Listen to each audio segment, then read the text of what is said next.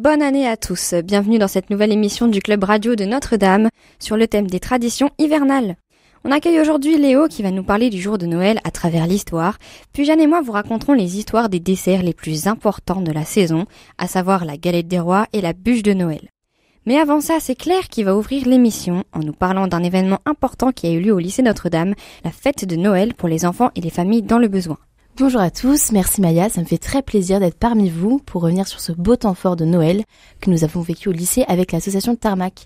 Cette journée a été encadrée par d'autres événements durant l'Avent au lycée, notamment le concert à la chandelle dans la chapelle qui a été animé par la chorale lycéenne, mais aussi les messes à la bougie du jeudi matin, ainsi et sans oublier le temps fort de Noël du vendredi avant les vacances. Les terminales ont pu avoir des témoignages sur des parcours et des choix de vie différents. Les premières ont pu visionner le film L'Abbé Pierre, une vie de combat. Et pour finir, les secondes ont eu le traditionnel concert de Noël animé par les professeurs et les élèves du lycée. Maintenant, je vais pouvoir commencer à parler de cette belle journée. En effet, dans le lycée était organisée une kermesse de Noël pour les familles dans le besoin. Dans le gymnase, différents stands qui nécessitaient de l'espace ont été disposés, tels que du tir à l'arc, des jeux de balle, du baby-foot, du tennis de table, mais aussi la présence du Père Noël. Chacun a pu être photographié et ont pu repartir avec une belle photo souvenir. Dans la salle de permanence, des ateliers créatifs ont été encadrés par des élèves et des professeurs. Les enfants ont pu faire des jeux de société, être maquillés, devenir leurs héros préférés, mais aussi faire des bracelets, se faire vernir les ongles et plein d'autres activités.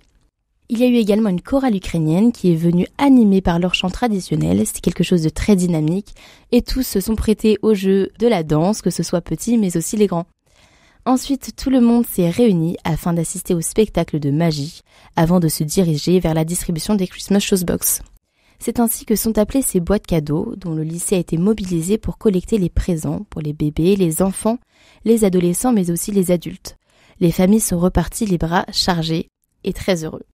Je crois que tout le monde d'ailleurs, que ce soit les bénévoles, les professeurs et les lycéens présents, eux aussi ont quitté l'établissement le sourire aux lèvres. Donc c'était une expérience très riche, une première pour moi, alors que pourtant c'est la 3e fois qu'elle est organisée au sein du lycée.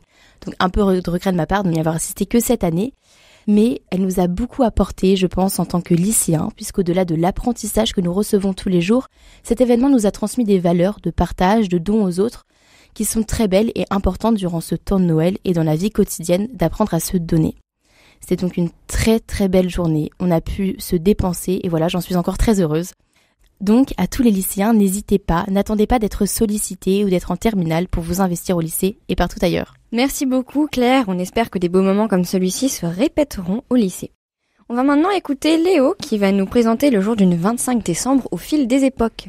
Eh bien oui, à présent un peu d'histoire, toujours sur notre beau thème de Noël, où nous allons parler précisément de ce 25 décembre. Car le 360e jour de l'année a été une date clé dans l'histoire à bien des égards et pour toutes les occasions. Mais le 25 décembre, c'est avant tout l'anniversaire d'une naissance, celle de Jésus-Christ il y a maintenant 2024 ans. Cela fait beaucoup de bougies, mais savez-vous que cette date de naissance n'a en réalité été fixée qu'au IVe siècle ? Eh bien oui, Noël est une fête vagabonde. Jusqu'au IIIe siècle, les Grecs célébraient la naissance de Jésus le 6 janvier à l'occasion de l'Épiphanie. D'ailleurs, le nom Épiphanie signifie en grec « apparition », mais il faudra attendre l'an 364 pour que le pape Libère remporte cette célébration au 25 décembre. Cette date reste donc dans l'histoire comme celle du début de notre ère chrétienne. En 496, un certain Clovis, premier roi des Francs, décide de se convertir au christianisme le jour de Noël. Il choisit la ville de Reims et est baptisé à l'emplacement de l'actuelle cathédrale, dans laquelle seront sacrés tous ses successeurs. Une mode est lancée, et les autres rois de France n'auront de cesse de la respecter, mais de manière plus modeste. En effet, selon l'évêque Grégoire de Tours, Clovis aurait reçu le sacrement avec plus de 3000 de ses soldats. Mythe ou réalité, le mystère demeure. Le 25 décembre 800, c'est au tour de Charlemagne de se faire sacrer empereur d'Occident, rien que ça, mais le 25 décembre 1130, le roi Roger II fait encore plus fort. Parti en croisade à Jérusalem, ce Normand d'origine viking se fait pourtant couronner roi de Sicile. Il s'empara de l'île avec l'aide de son père et y régna pendant plus de 23 ans. Faisons maintenant un grand bond dans le temps. Nous sommes désormais en 1914 sur le front nord de la France et les armées françaises sont choquées et épuisées par la violence du conflit. Après quelques mois de combat, les soldats qui s'enterrent dans leurs tranchées sont plus proches que jamais de leurs adversaires, à seulement quelques dizaines de mètres. Le jour de Noël, On entend alors chanter des cantiques du côté allemand, puis les Français font de même. Usés par la fatigue, ces soldats qui, la veille encore, s'entretuaient à coups de fusil et de baïonnettes, sortent de leurs tranchées et partagent un repas, de l'alcool, des cigarettes, et disputent même un match de foot sur le No Man's Land. Cette fraternisation fut peu appréciée par la hiérarchie qui craignait des mutineries et ne sera pas mentionnée dans nos livres d'histoire avant très longtemps. Mais Noël, c'est aussi la date de naissance de grands personnages. Ainsi, le 25 décembre 1642, naissait Isaac Newton.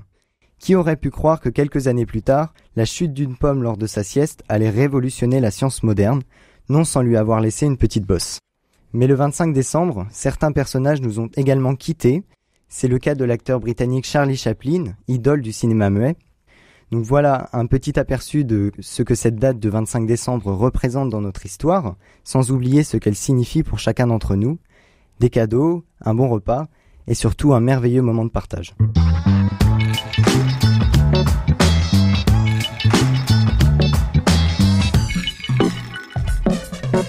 Merci beaucoup Léo.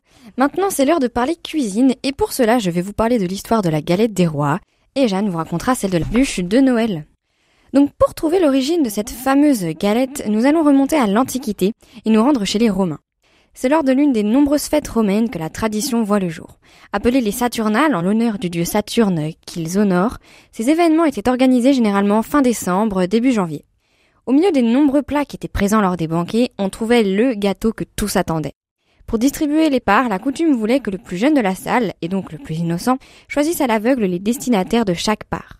Pour que ça soit plus simple, il était caché sous la table. La distribution du gâteau était extrêmement importante, puisqu'il contenait la fameuse fève. Elle avait le pouvoir, pour celui qui la trouvait, de le rendre roi d'un jour, d'où la célèbre couronne que tous les mangeurs de galettes convoitent encore aujourd'hui. Mais à l'époque des Romains, elle n'était pas pour tout le monde. En effet, dans chaque grande famille, c'était parmi les esclaves que les gagnants étaient désignés. Ça leur permettait donc de voir tous leurs rêves se réaliser pendant une journée avant de retourner à leur vie de travailleurs. Au Moyen-Âge, cet acte de bonté s'est transformé et la coutume était de couper le gâteau en autant de parts que de personnes, plus une portion. Ce morceau était appelé la part du pauvre et était destiné aux personnes dans le besoin. C'est aussi à cette époque que la galette est apparue, remplaçant le gâteau. C'était pendant le règne du roi Louis XIV, alors que tous les boulangers cherchaient à créer le meilleur dessert pour cette fête, que l'idée de la galette est née. Et la fève, me direz-vous ? Au départ, ce n'était qu'un haricot, mais un nouvel aspect de la tradition est apparu.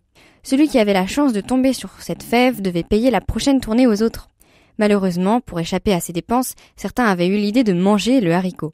C'est donc au milieu du XVIIIe siècle que celui-ci se transforme en fève de porcelaine, plus difficile à avaler, que nous connaissons aujourd'hui. Au début, ces fèves avaient toutes la même forme. Elles représentaient l'enfant Jésus. Aujourd'hui, il existe tellement de modèles différents qu'il serait impossible de tous les compter. D'ailleurs, saviez-vous que les collectionneurs de fèves s'appellent les favophiles ? Aujourd'hui, cette fête est surtout devenue un moment familial et plusieurs des coutumes originelles ont été conservées, même si la tradition a su évoluer.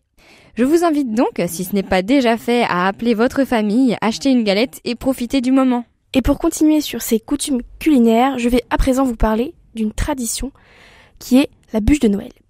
Lorsque Noël approche, difficile d'y échapper. La bûche, qu'elle soit au chocolat, à la vanille ou aux fruits, est le dessert par excellence lorsqu'il s'agit du repas de Noël. Mais savez-vous d'où vient cette tradition ? Il faut remonter au Moyen-Âge pour comprendre d'où vient cette coutume qui, comme de nombreuses traditions de Noël, est d'origine païenne. Pour célébrer le solstice d'hiver le 21 janvier, soit la plus longue journée de l'année, les païens brûlaient une bûche appelée Yule, Licht, Seppo ou Tréfeu selon la région. Vous excuserez mon accent. D'ailleurs, le nom de la veillée festive durant laquelle ils effectuaient ce rituel est appelé Yule. En effet, le solstice annonçait une longue et rude période hivernale et, pour chauffer les maisons et se porter chance pour l'année à venir, les familles brûlaient de grosses rondelles de bois. Ainsi, lorsque la bûche était ramenée au foyer, familles, amis, voisins et domestiques se retrouvaient pour se réchauffer auprès du grand feu. Chaque foyer prenait alors le soin, avant de la brûler, de la décorer ou de la graver. Plus tard, cette coutume fut reprise par l'Église catholique, cette fois-ci en arrosant d'eau bénite la bûche avant de la brûler. Celle-ci devait provenir d'un arbre fruitier, symbole d'abondance, et le feu était alors alimenté continuellement dès le 24 décembre au soir et jusqu'à l'Épiphanie. Et toujours selon la tradition, c'était aux jeunes filles que revenait la tâche d'allumer ce feu grâce au reste de la bûche de l'année précédente. Cependant, au XIXe siècle, lorsque les cheminées furent remplacées par les poêles en fonte, ce ne furent plus que des petites rondelles de bois qui furent utilisées. Les grosses bûches furent alors décorées de mousse et disposées sur la table en guise de décoration. Mais la bûche qui nous intéresse, c'est la bûche pâtissière. Cette bûche-là, ses origines sont assez floues. Certains disent qu'elle fut l'idée d'un pâtissier lyonnais, d'autres d'un pâtissier parisien, et certains vont même jusqu'à dire qu'il s'agirait du cuisinier du prince de Monaco.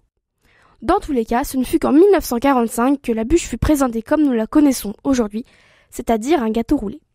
Traditionnellement, c'était une génoise fourrée à la crème au beurre et décorée de houx. Aujourd'hui cependant, elle se décline au chocolat, au caramel et même au nougat. Alors, maintenant que vous en savez un peu plus sur cette belle tradition qu'est la bûche de Noël, j'espère que cela vous incitera à les faire vous-même. Vous pourrez profiter de la dégustation pour raconter à votre tour son origine. Une chose est sûre, ça nous aura donné faim. Merci à tous d'avoir répondu présent pour cette émission. On espère que ça vous aura plu et on se dit à très bientôt pour de nouvelles chroniques.